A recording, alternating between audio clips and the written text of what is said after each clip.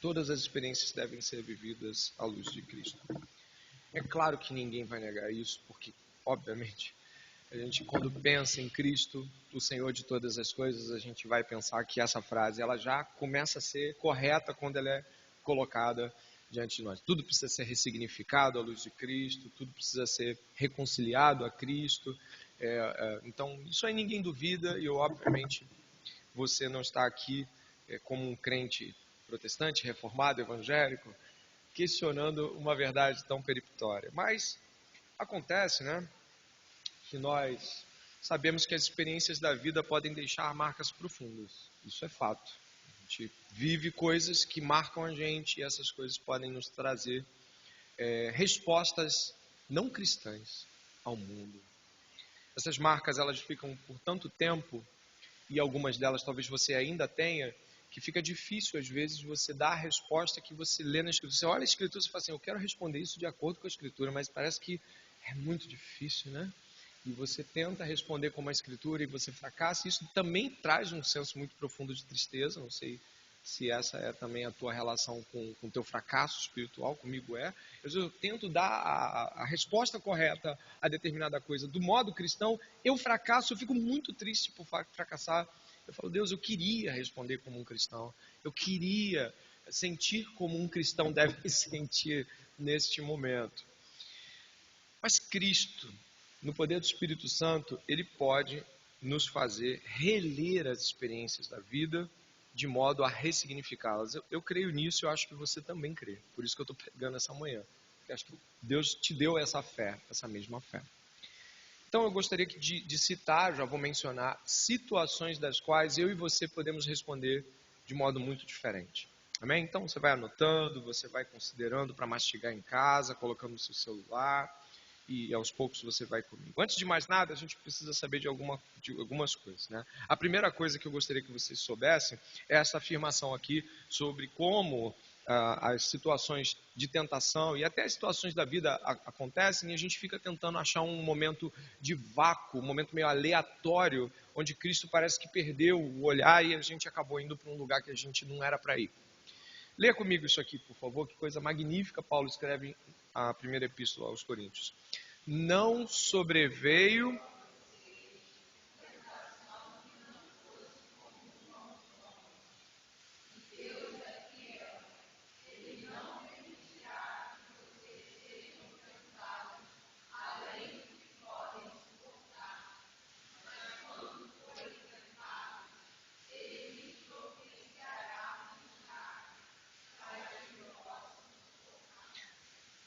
o senhorio de Cristo sobre as circunstâncias da vida.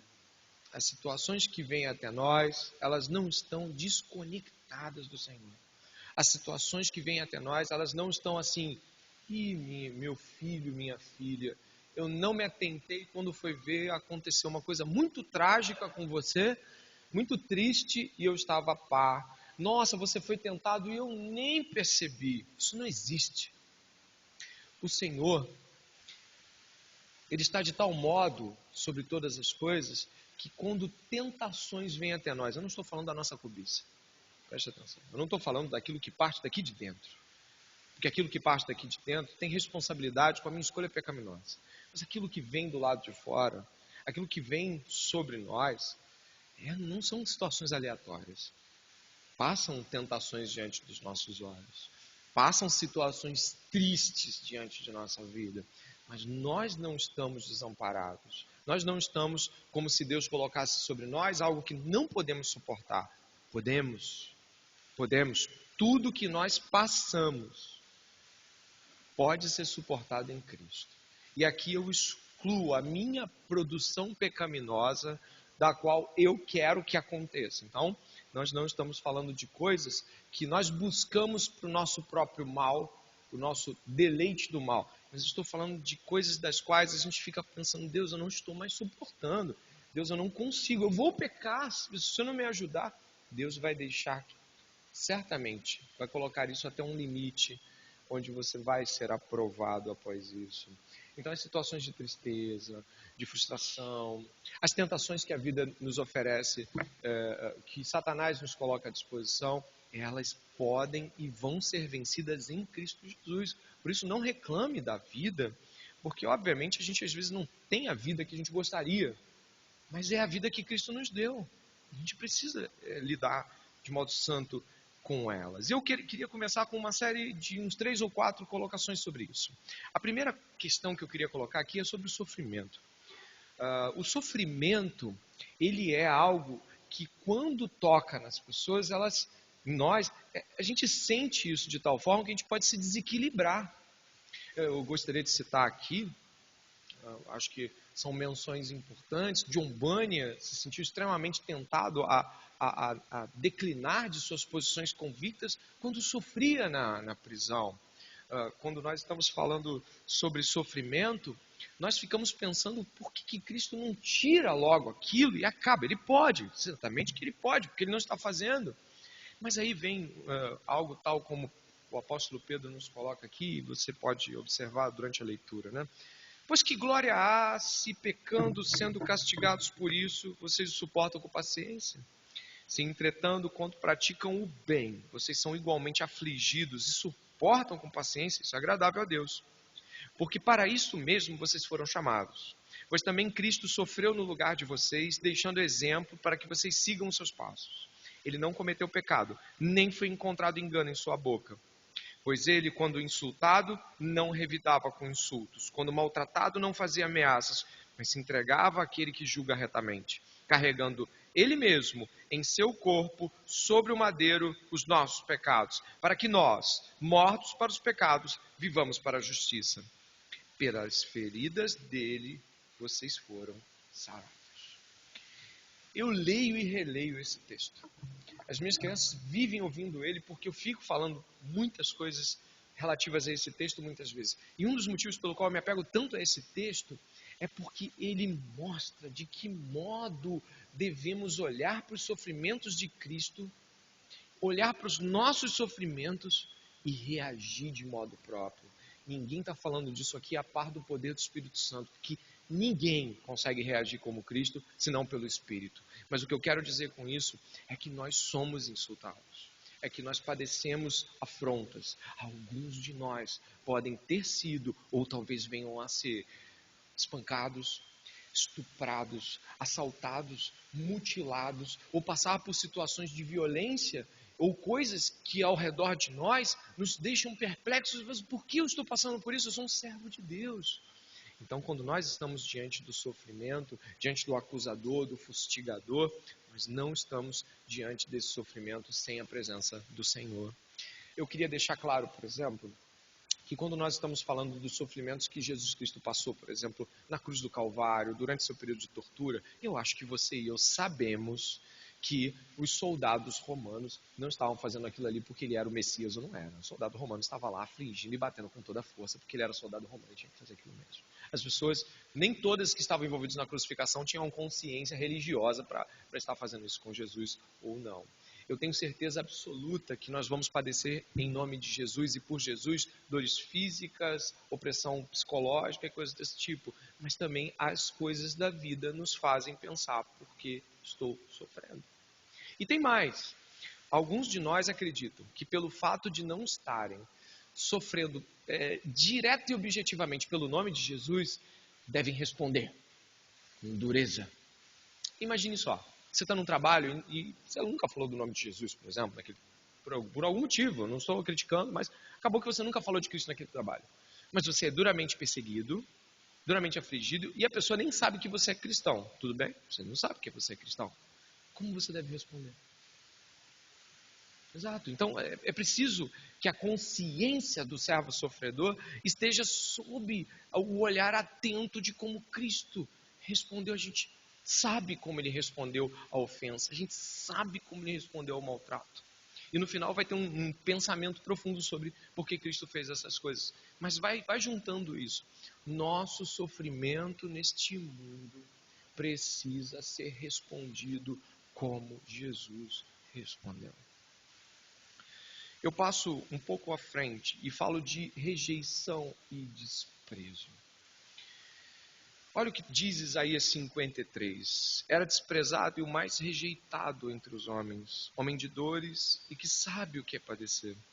E como um de quem os homens escondem o rosto, ele era desprezado e dele não fizemos caso.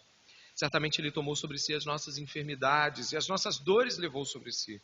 E nós o considerávamos como aflito, ferido de Deus e oprimido. Mas ele foi traspassado por causa das nossas transgressões e esmagado por causa das nossas iniquidades. O castigo que nos traz a paz estava sobre ele, e pelas suas feridas fomos sarados. Rejeição, desprezo. O que a rejeição e o desprezo causam em nossos corações? É uma sensação terrível, terrível. Você se sentir rejeitado pela sua igreja, pelo seu pai, pela sua mãe, a sensação de rejeição, ela traz uma revolta. Já se sentiu? Uma revolta muito grande. As pessoas que você esperava te acolher te desprezam. Você e eu sentimos raiva, ódio e queremos nos vingar muitas vezes. E tem uns modos da gente fazer isso, né? Frieza, passividade, mostrando que eu não dependo de você. Como é que eu faço isso? Oi, tudo bem? Opa, tudo legal? Antes eu chegava e te cumprimentava. Mas como eu estou sendo rejeitado por você, pelo menos à luz daquilo que eu entendo, eu me comporto como não dependendo de você. Uma atitude vil de vingança. Muitos de nós também, quando somos desprezados em uma situação cotidiana, respondemos com aquele silêncio. Uhum, uhum, uhum. Jesus Cristo não fez isso. Pelo contrário, quando ele foi desprezado por nós, rejeitado por nós, excluído por nós, do seio da comunidade, da sociedade, de tudo mais do seu tempo, ele nos ofereceu a si mesmo. Jesus Cristo ofereceu a si mesmo independente, não sem sofrimento. Essa palavra não exclui a dor que Jesus sentia pela rejeição. Independente. Apesar de, ele nos oferecia a si mesmo. Ele se sacrificava por nós, continuava nos abençoando, continuava seguindo a jornada do Calvário. Isso é grandioso. Deve encher os nossos corações nessa manhã. A gente deve olhar para um texto desse e falar, eu quero ver isso. Eu não estou te pedindo que o Senhor me faça ser desprezado ou rejeitado. Eu não estou pedindo isso, Senhor. Mas eu estou pedindo que naquele momento, onde eu perceber que parece que ninguém quer a minha presença, parece que ninguém se importa se eu estiver ou não, eu quero ir até aquelas pessoas e oferecer amor. Nossa, Cristo. O nosso Cristo fez isso. Nosso Salvador fez isso.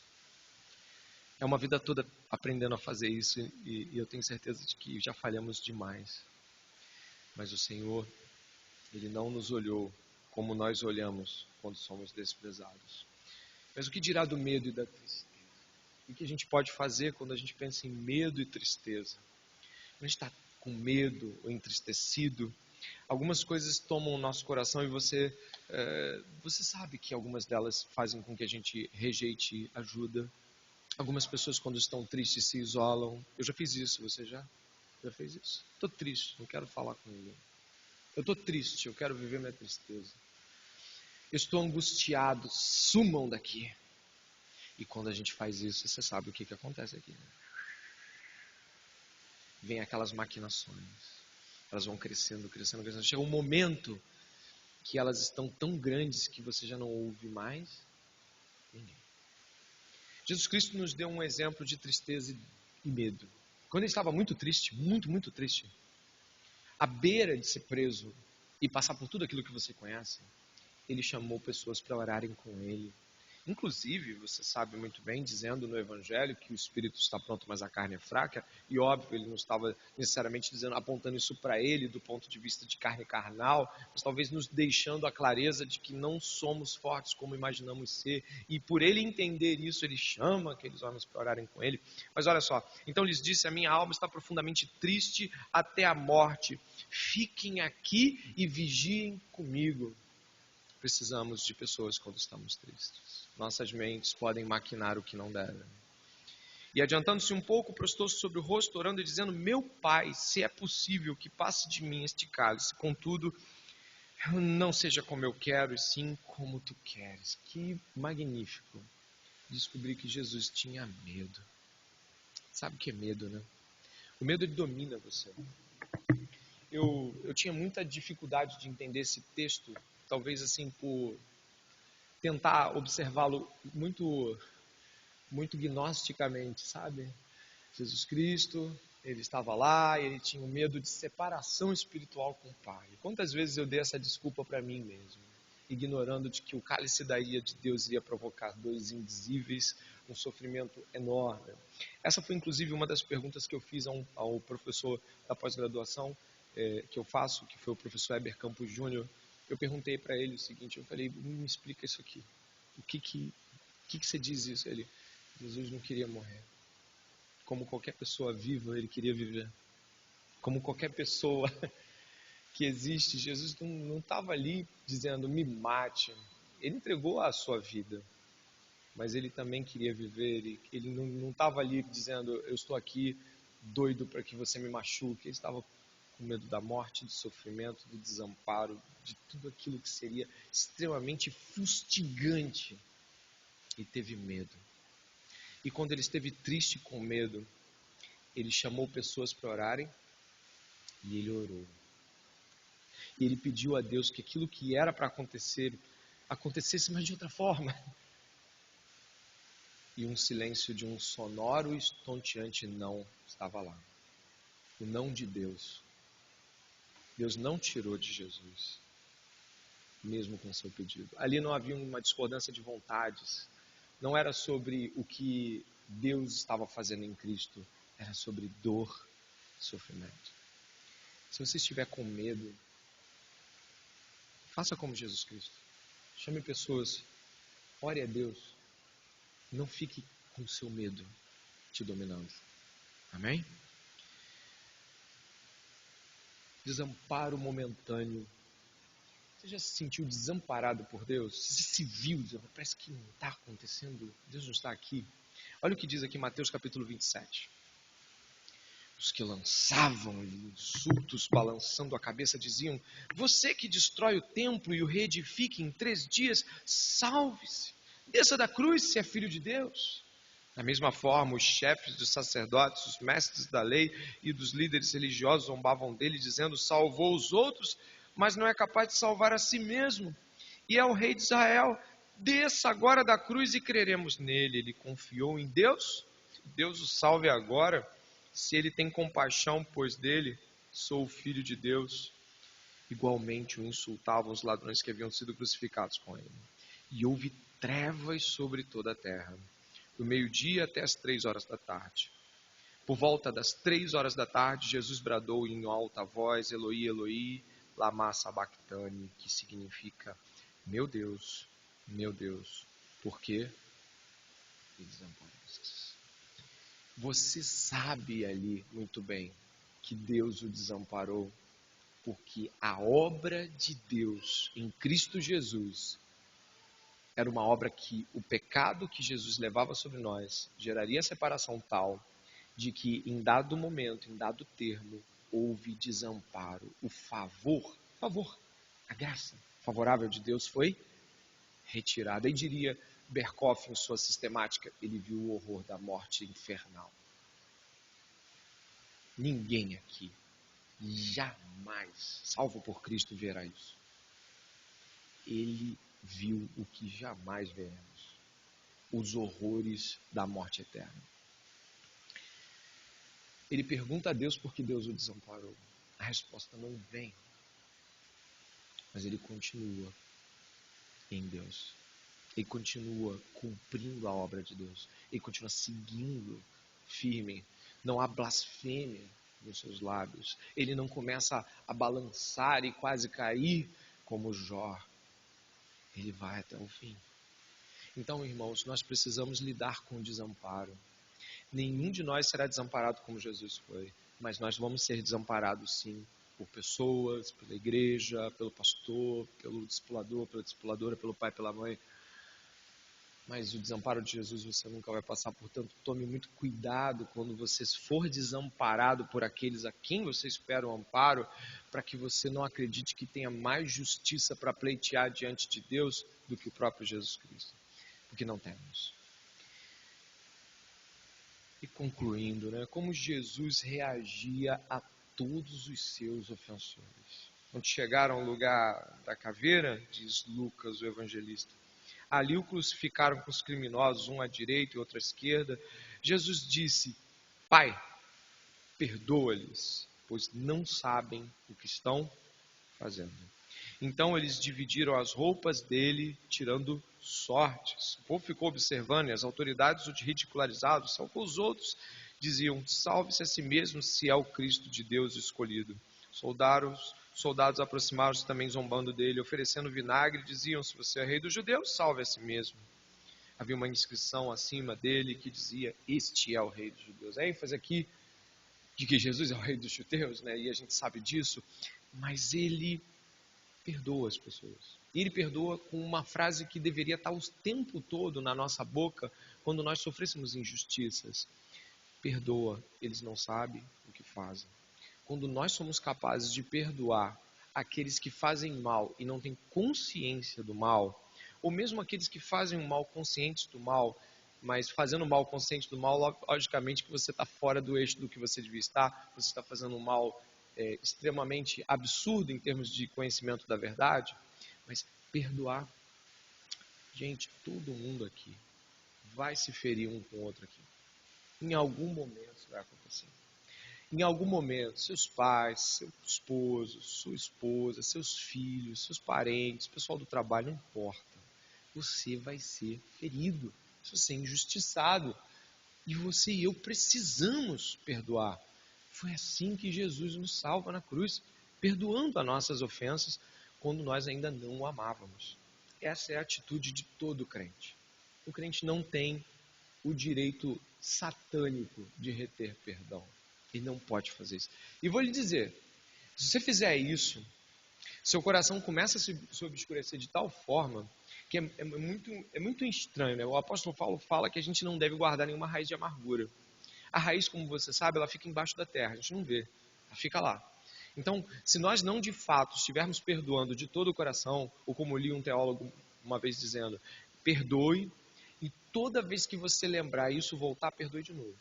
No sentido não de que você vai ter que ir até a pessoa, mas no sentido de que você, mais uma vez, não, isso está perdoado, isso está lançado fora, isso está longe, isso não está mais aqui, isso não é. Não. Então, precisamos lutar pelo perdão. Jesus Cristo nos perdoou ali, numa condição no qual nós talvez não teríamos coragem nem de balbuciar. Talvez na posição de Jesus a gente ficaria gemendo, nem falaria nada. Não salvaria a pessoa da direita, não perdoaria nada, não pediria vinagre, só ficava gemendo lá, de tanta dor que ele já estava sentindo e desfavor de Deus. Mas ele perdoou, na pior das condições. E não há condição pior do que a de Jesus. Na cruz do Calvário, nós não devemos reter o perdão. E por último, como Jesus pensava, e também nós devemos pensar acerca de tudo isso. Da vida, o que a vida vai fazer com a gente? A vida vai fazer coisas terríveis. A vida aqui não é um V maiúsculo como se fosse uma pessoa, tá? Mas a vida vai fazer muita coisa, sim. A gente vai passar muita coisa ruim. Muitas durezas, muito sofrimento, muito envergonhamento. Muitas pessoas vão fazer coisas das quais nós jamais imaginaríamos que fosse fazer. Nós também vamos fazer isso com as pessoas. Não vamos aqui estar lidando com o oposto inexistente. Nós vamos mutuamente nos fazer coisas assim. Seus parentes, todo mundo vai fazer isso. Mas existe algo que movia Jesus que era extremamente importante todos os cristãos lembrarem. Olha o que diz aqui em Hebreus. Portanto, também nós, uma vez que estamos rodeados por tão grande nuvem de testemunhas, ele está falando de Hebreus 11, né, a chamada galeria dos heróis da fé, livremo-nos de tudo que nos atrapalha e do pecado que nos envolve, e corramos com perseverança a corrida que nos é proposta. Tendo os olhos fitos em quem? Você consegue ler ali? Em Jesus. É isso que ele está falando. Fica olhando para Jesus. Autor e consumador da nossa fé. Ele, pela alegria que lhe fora proposta, suportou a cruz, desprezando a vergonha e assentando-se à direita do trono de Deus. Pensem bem naquele que suportou tal oposição dos pecadores contra si mesmo, para que vocês não se cansem nem desanimem. Na luta contra o pecado, vocês ainda não resistiram até o ponto de derramar o próprio sangue. Um texto que define. Devemos olhar para Jesus Cristo. Devemos imitar seu exemplo. Buscar forças no Espírito Santo para estar o tempo todo nos lembrando de como Jesus reagiu a esse mundo que o feriu, que o ofendeu, que o magoou. E olhando para isso com os olhos fitos, lembrando que a esperança que lhe foi proposta também é nossa. Aquilo que foi prometido a ele é herança nossa. E que nós vamos passar por esse tempo. Isso vai acabar. Daqui um pouco não estamos mais aqui. Precisamos nos agarrar a este propósito final. Não estaremos aqui para sempre. Não é o tempo de desanimarmos. Eu encorajo você, crente, não desanima de fazer o bem. Aos tempos de Deus você vai ceifar esse bem. Não desanima de ser como Cristo, de responder como Cristo, de honrar a Cristo com uma atitude encarnada de vida cristã. E por isso, independente do que você tenha passado, independente do teu sofrimento, independente dos teus sentimentos de raiva, inveja, ódio, rejeição, lá o que você tenha passado, Jesus, o sumo sacerdote dos bens eternos, ele passou por tudo isso. E nós não temos um sumo sacerdote que não seja capaz de nos entender, porque assim como nós, Jesus Cristo também passou por tudo isso. Amém? Nós vamos agradecer aqui a Deus e vamos orar, e aí de modo até finalizando o nosso culto desta manhã. E eu peço que nesta reflexão você venha até Cristo Jesus e coloque sentimentos, raivas, desprezos, sofrimentos do passado ou qualquer coisa que possa estar roubando de você a clareza do pensamento cristão, roubando de você aquela verdade do perdão. Está tirando de você sentimentos, atitudes mentais reprováveis, estão arrancando de você, está até louvando, você não consegue mais, está tão encharcado de tudo aquilo que é muito difícil, e você não está mais lidando com isso como achava que lidaria, porque não tem como, tem que arrancar essa raiz. Ore comigo nesse momento e peça a Deus que lhe ajude